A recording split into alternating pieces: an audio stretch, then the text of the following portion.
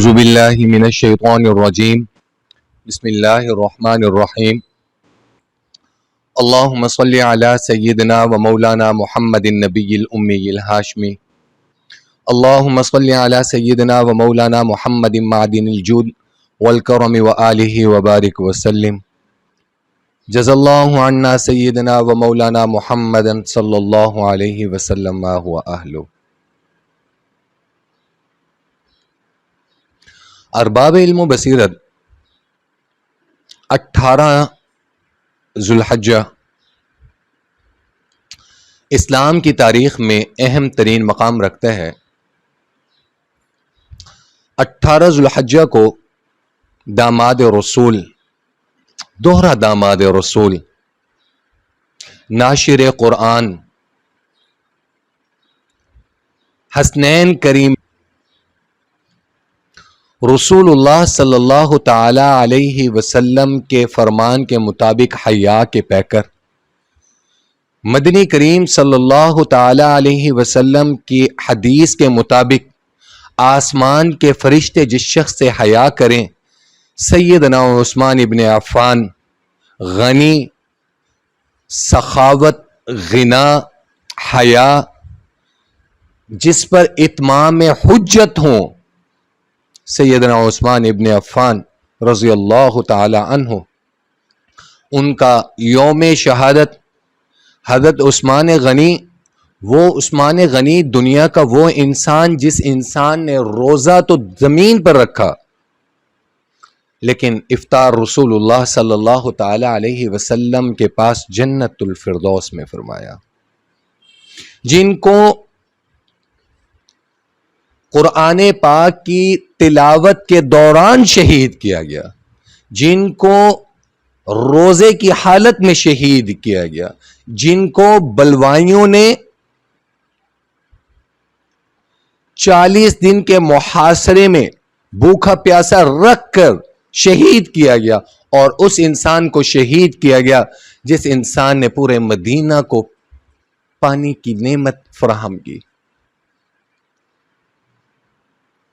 سیدنا عثمان ابن عفان، جس کو یکے بعد دیگرے رسول اللہ صلی اللہ تعالی علیہ وسلم نے اپنی 2 صاحبزادیاں نکاح میں دیں، وہ عثمان ابن عفان جس کے لیے رسول اللہ صلی اللہ تعالی علیہ وسلم نے بیعت رضوان لی،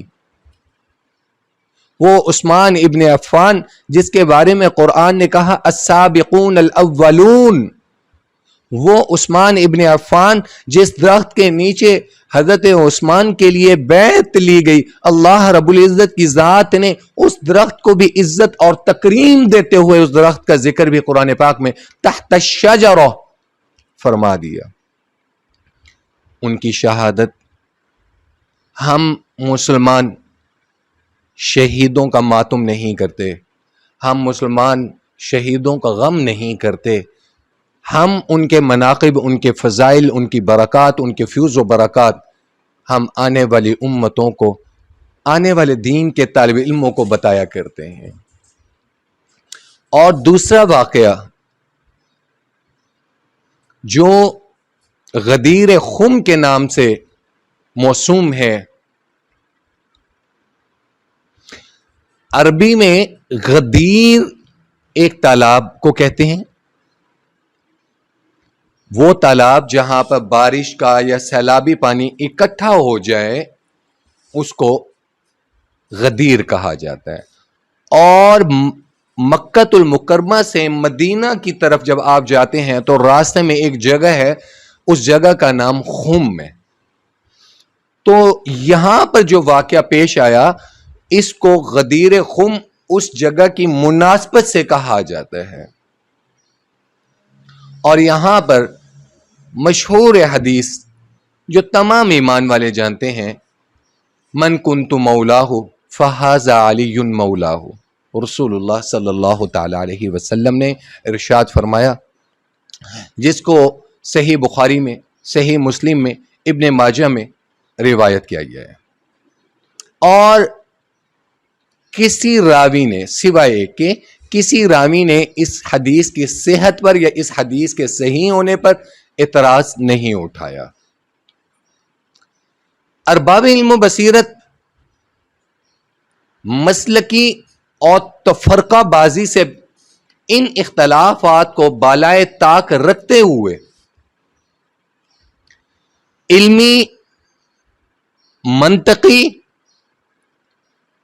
اور احادیث کی پیرائی میں اور عربی لغت کی روشنی میں کوشش کروں گا کہ جو میری اوپینین ہے یا جو میرا علم ہے میں آپ تک پہنچاؤں، اس کے ساتھ اتفاق کرنا یا اس کے ساتھ اتفاق نہ کرنا وہ آپ پر منحصر ہے، وہ آپ پر ڈیپینڈ کرتا ہے۔ ارباب علم و بصیرت حضرت علی کرم اللہ وجہ الکریم، حسنین کریمین کے ابا حضرت فاطمہ سلام اللہ علیہا کے شوہر، اگر حضرت علی رضی اللہ تعالی عنہ کے بارے میں کوئی میرے سے سوال کرے کہ حضرت علی کیا ہے اور حضرت علی کا مقام کیا ہے، تو میرا بڑا مختصر سا جواب ہوگا، اگر کوئی اس سے ڈس ایگری کرتے ہیں بالکل کر سکتے ہیں، اختلاف رائے ہے اور ہر کسی کی رائے کا احترام ہے۔ میں اپنی اوپینین، اپنی رائے میں اس کو گوش گزار کروں گا کہ اگر میرے سے کوئی یہ سوال کرے کہ حضرت علی کا مقام کیا ہے، تو میرے اوپینین کے مطابق سیدنا ابو بکر صدیق رضی اللہ تعالی عنہ کا مقام اپنی جگہ پر، مرتبہ اپنی جگہ پر، رفاقت اپنی جگہ پر، غار یار ہونا اپنی جگہ پر، حوض کوثر پر مدنی کریم کے ساتھ ہونا اپنی جگہ پر، مدنی کریم صلی اللہ تعالی علیہ وسلم کا فرمان کہ ایک مرتبہ سیدہ عائشہ صدیقہ مطہرہ رضی اللہ تعالی عنہا نے پوچھا، یا رسول اللہ، آسمان پر جتنے ستارے ہیں کیا اس کے برابر کسی کی نیکیاں ہیں؟ تو آپ صلی اللہ تعالی علیہ وسلم نے فرمایا تھا، ہاں عائشہ موجود ہیں۔ تو حضرت عائشہ نے پوچھا، آپ فرماتی ہیں کہ میں نے تجسس سے پوچھا اور اس امید سے پوچھا کہ آپ میرے والد کا نام لیں گے، تو آپ صلی اللہ تعالی علیہ وسلم نے فرمایا کہ ہاں حضرت عمر فاروق رضی اللہ تعالیٰ عنہ کی اتنی نیکی ہیں۔ تو آپ فرماتی ہیں کہ میں خاموش ہو گئی۔ تو میں نے کہا یا رسول اللہ میرے ابا؟ تو کہا غزوہ بدر کے موقع پر جب آپ کے والد نے گھر کا سارا سامان سب کچھ اٹھا کر میری خدمت میں حاضر کر دیا تھا اور بدر والوں کی خدمت کے لیے حاضر کر دیا تھا، ابو بکر کی وہ ایک نیکی عمر کے ان ساری نیکیوں پر زیادہ فوقیت رکھتی ہے۔ ابو بکر کا مقام اپنا، عمر کا مقام اپنا، عثمان کا مقام اپنا، رضوان اللہ تعالی علیہم اجمعین۔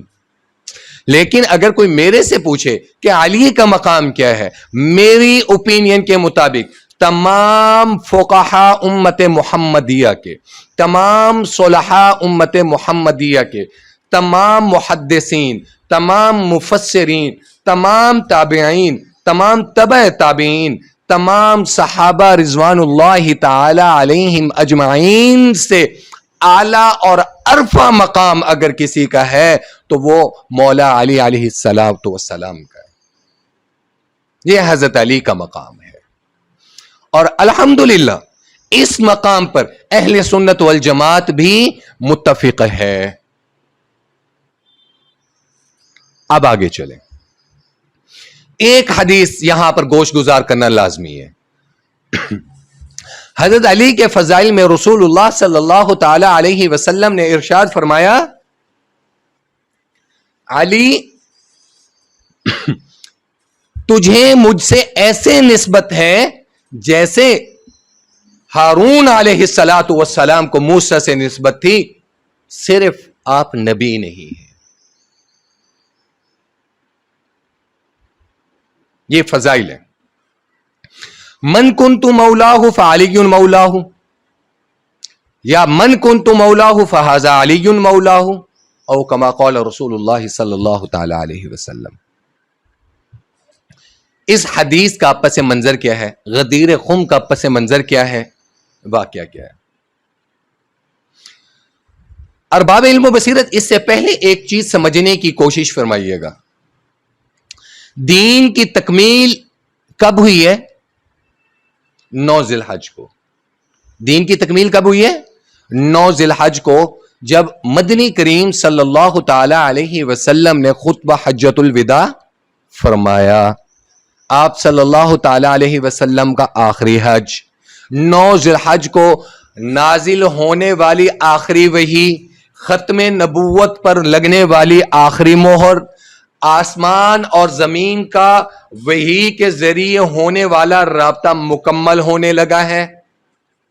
جو آخری وحی نازل ہوئی اس کے الفاظ تھے الیوم اکملت لکم دینکم. اے میرے حبیب، اے میرے مدنی کریم صلی اللہ تعالی علیہ وسلم، الیوم اکملت، آج کے دن میں نے مکمل کر دیا، تکمیل کر دی، دینکم، تمہارے لیے دین، واتممت علیکم نعمتی، اور اپنی نعمتوں کو اتمام حجت بخش دی، ورضیت لکم الاسلام دینا، اور تمہارے لیے جس دین اور مذہب کو چنا ہے، اس کا انتخاب کیا ہے، اس کا نام دین اسلام رکھا ہے. دین مکمل ہو گیا، ختم نبوت پر مہر لگ گئی، وحی کا سلسلہ اس کے بعد بند ہو گیا. خاتم النبیین صلی اللہ تعالی علیہ وسلم آخری حج فرما رہے ہیں. آپ کو پتہ ہے 10 ذی الحج کو حجاج کرام قربانی فرماتے ہیں. 9 ذی الحج کو عرفات کے میدان میں مدنی کریم نے یہ خطبہ فرما دیا، دین کی تکمیل ہو گئی. تقریباً کم و بیش 1.25 لاکھ صحابہ تمام ممالک سے وہاں پر موجود تھے.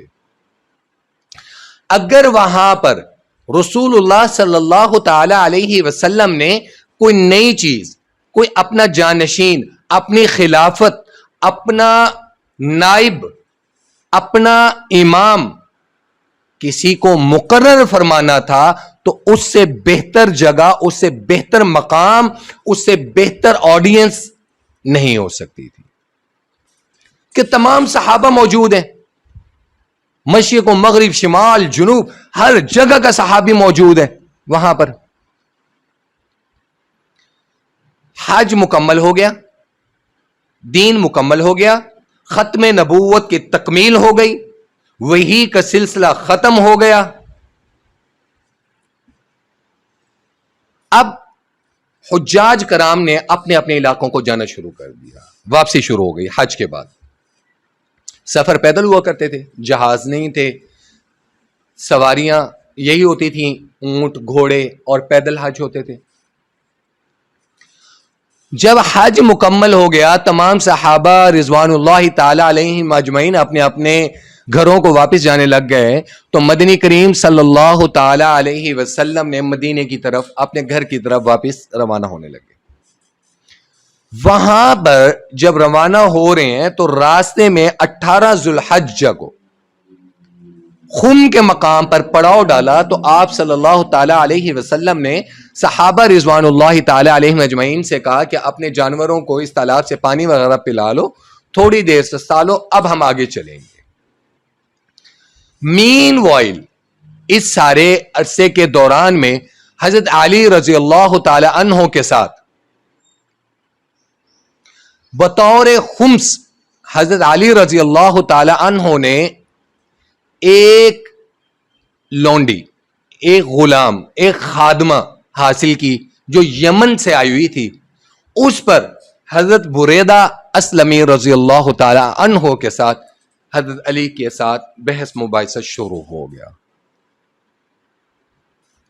اب وہ بحث مباحثہ راستے میں چلتا رہا، چلتے چلتے چلتے چلتے چلتے جب یہ معاملات مدنی کریم صلی اللہ تعالی علیہ وسلم کی خدمت میں پہنچے تو رسول اللہ صلی اللہ تعالی علیہ وسلم نے حضرت بریدہ کو بلا بھیجا.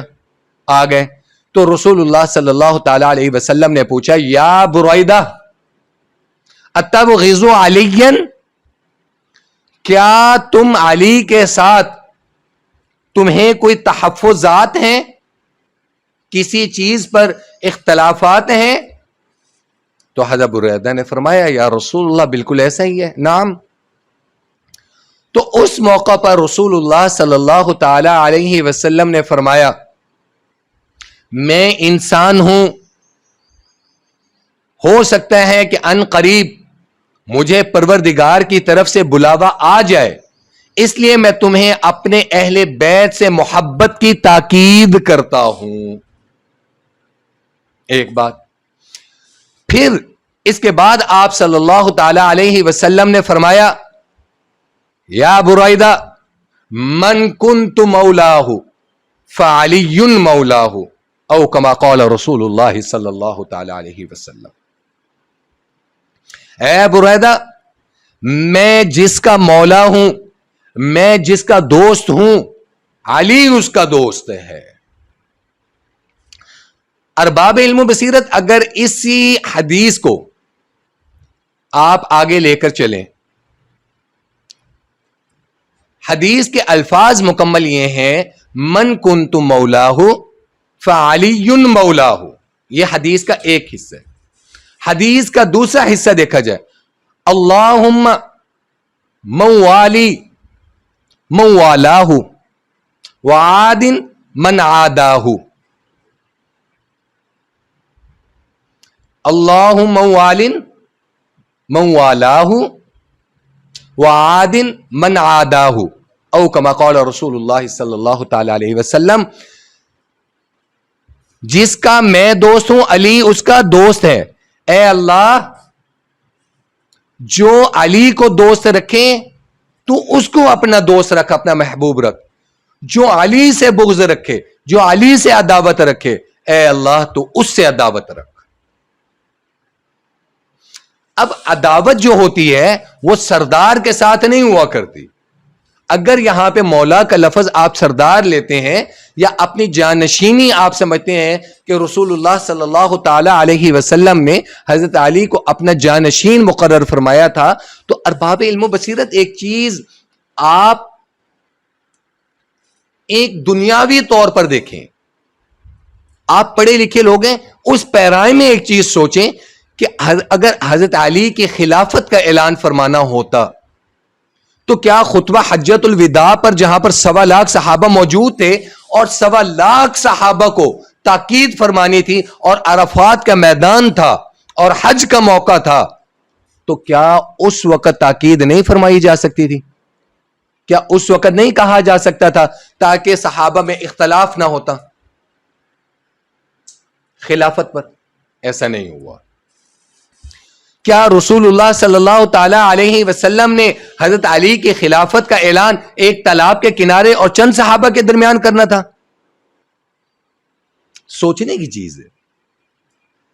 اب اسی چیز کو تھوڑا سا آگے لے کر چلیں.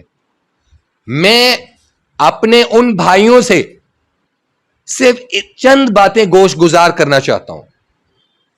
اگر من کنت مولاہ فعلی مولاہ کا مصداق حضرت علی کی خلافت ہے، تو کیا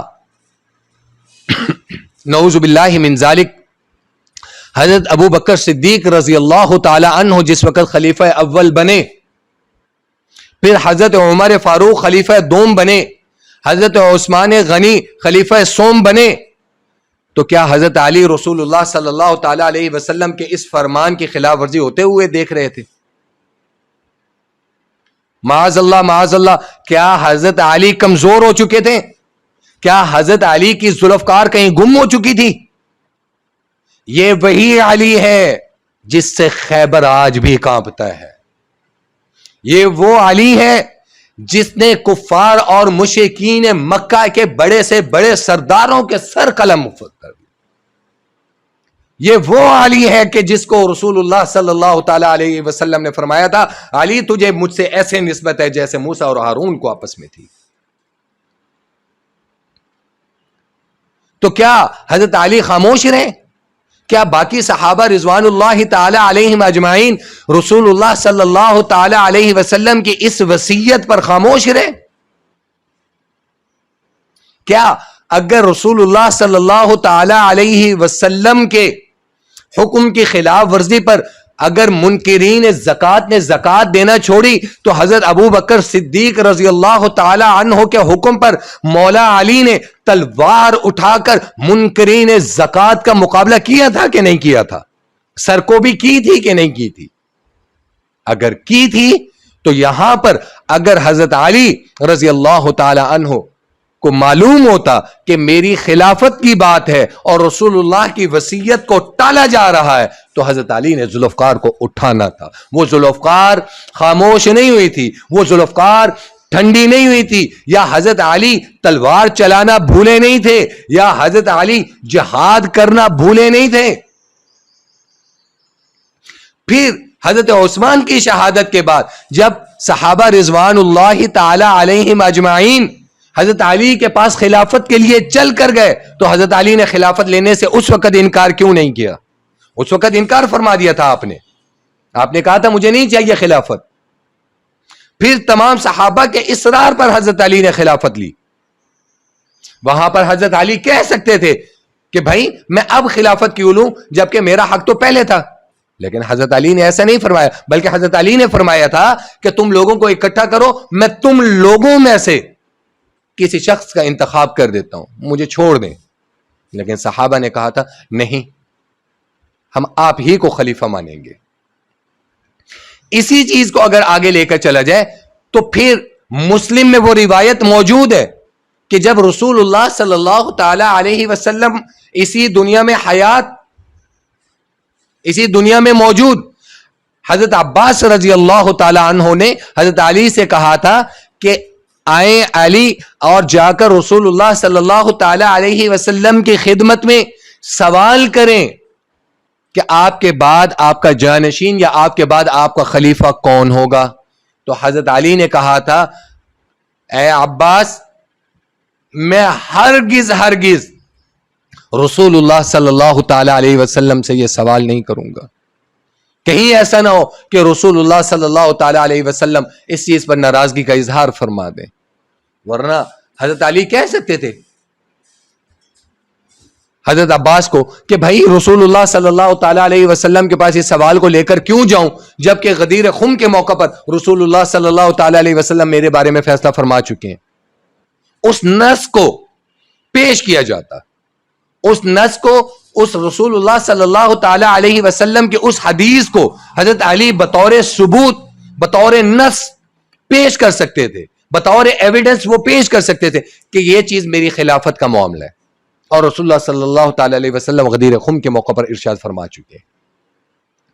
جبکہ اس سے ہٹ کر رسول اللہ صلی اللہ تعالی علیہ وسلم نے جب من کنت مولاہ فہذا علی مولاہ یا فعلی مولاہ او کما قال رسول اللہ صلی اللہ تعالی علیہ وسلم فرما دیا. اب یہ جو مولا کا لفظ ہے یہ اللہ رب العزت کی ذات سے یا الوہیت یا ملکیت یا حاکمیت سے منسوب نہیں ہے, یا خلافت سے منسوب نہیں ہے.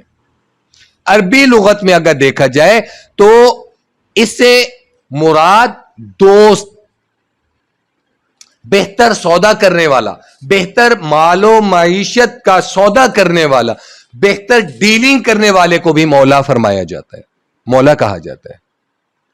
رسول اللہ صلی اللہ تعالی علیہ وسلم کے آزاد شدہ غلام صحابی اور رسول حضرت زید بن حارثہ رضی اللہ تعالی عنہ کے بارے میں بھی رسول اللہ صلی اللہ تعالی علیہ وسلم نے ارشاد فرمایا تھا. آپ نے فرمایا تھا قال لزید انت اخونا و مولانا, اے زید آپ ہمارے بھائی ہیں اور آپ ہمارے مولا ہیں, آپ ہمارے دوست ہیں. اب جب حضرت زید بن حارثہ رضی اللہ تعالیٰ عنہ کے بارے میں آپ صلی اللہ تعالیٰ علیہ وسلم نے یہ فرمایا, یہ حدیث مشکات المصابیح میں صفحہ نمبر 293 پر بحوالہ بخاری اور مسلم باب بلوغ الصغیر الفصل الاول یہ روایت میں موجود ہے. تو پھر کیا یہاں حضرت زید بن حارثہ جو کہ آزاد کردہ غلام بھی تھے ان کو بھی یہاں پر مولا کے معنی میں لیا جائے گا, آقا اور سردار کے معنی میں لیا جائے گا؟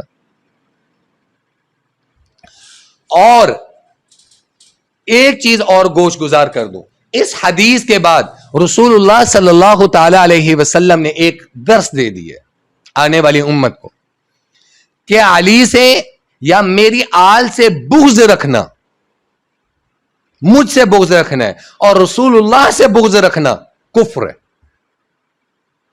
میں اگر اس چیز میں مزید ایجاد کر دوں یا مزید ایک چیز بڑھا دوں, میں بغض کا لفظ بہت بڑا سمجھتا ہوں. بغض کے لفظ کے اوپر جو پیش آتا ہے نا، بغض جس سے بنتا ہے، اس پیش کے برابر بھی اگر کسی کے دل میں مولا علی کے بارے میں بغض ہوگا، کینہ ہوگا، رنج ہوگا، یا ان کی عزت اور اکرام یا ان کے فضائل اور ان کے مرتبے کے بارے میں ملال ہوگا، وہ مسلمان ہی نہیں ہے، وہ کافر ہے. بغض رکھنا تو بڑی دور کی بات رہے گی. وہ جو بغض کے اوپر جو پیش آتا ہے نا، وہ پیش بھی آپ کو کفر تک پہنچا سکتے ہیں. تمام صحابہ رضوان اللہ تعالی علیہم اجمعین کا مقام اپنی جگہ پر ہے. تمام فقہائے امت، تمام صلحائے امت، تمام مفسرین امت، تمام محدثین امت، صحابہ سے لے کر آج تک، میں تمام کی بات کر رہا ہوں، میں امت محمدیہ کی بات کر رہا ہوں. ان تمام میں سب سے اعلیٰ اور عرفہ مقام اگر کسی کا ہے تو وہ سیدنا علی کرم اللہ وجہ الکریم کا ہے. اس پر کسی کو اختلاف ہو سکتا ہے تو لاکھ اختلاف سے ہی، اور اس کو کریں. وہ میرے ساتھ اختلاف، ان کی اپنی سوچ ہے، میری اپنی سوچ ہے. میرے مائنڈ میں، میرے دل میں، میرے دماغ میں، میرے علم کے مطابق مولا علی کا جو مقام ہے وہ میں آپ کو بتا چکا ہوں. میرے علم کے مطابق جو غدیر خم کی اصلیت اور حقیقت ہے وہ میں آپ کو گوش گزار کر چکا ہوں. میں اپنی بات کو کنکلوڈ کرتا ہوں. علی سے بغض، علی سے نفاق، علی سے عداوت کفر کا پہلا زینہ ہے. علی سے محبت، آل رسول سے محبت، آل علی سے محبت ایمان کی پہلی نشانیوں میں سے ایک نشانی ہے. غدیر خم ہو، حدیث کسا ہو، یا حضرت علی کی مناقب اور فضائل میں اور احادیث ہوں،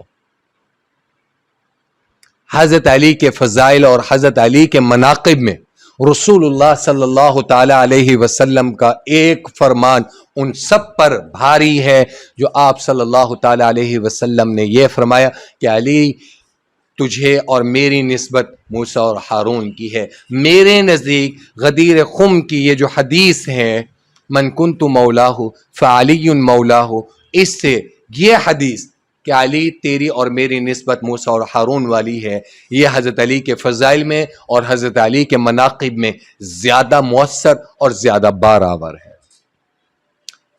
اللہ رب العزت سے دعا ہے کہ اللہ رب العزت کی ذات آل رسول اور اہل بیت کی محبت اور ان کے نقش قدم پر چلنے کی توفیق نصیب فرمائے. وآخر دعوانا ان الحمدللہ رب العالمین.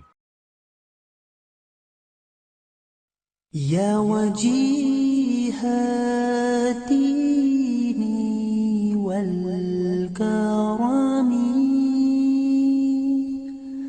وحلیف العلم والحکم